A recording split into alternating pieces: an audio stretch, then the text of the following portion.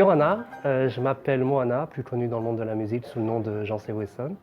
Je suis demi-tahitien, c'est une famille polynésienne du côté de ma maman, en fait c'est une famille de Bora.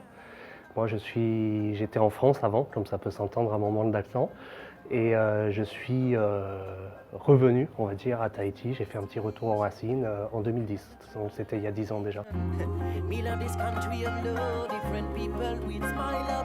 Mon parcours dans la musique, il est un petit peu simple. Moi je suis plutôt issu de la culture hip-hop à la base, donc j'avais fait un premier album qui était vraiment 100% hip-hop, 100% rap quand j'étais en France.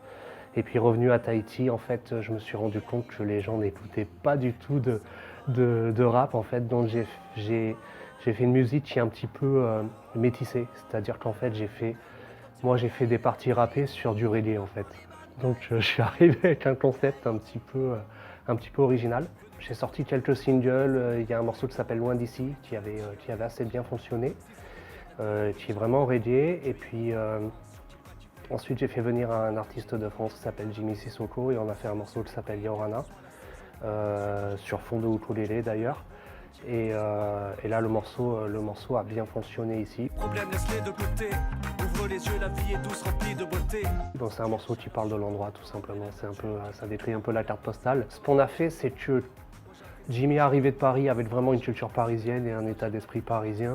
C'était d'ailleurs un petit peu donc la découverte de l'endroit, et finalement on en a fait une chanson, c'est-à-dire vraiment décrire les particularités de Tahiti à quelqu'un qui n'a jamais vu l'endroit.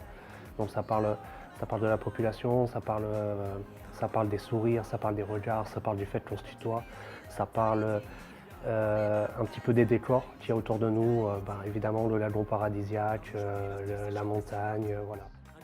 Pour toi ça donne la patate. On prend le temps, on apprécie la vie avec un petit bain de mer, un bon bol d'air, une pause loin des soucis.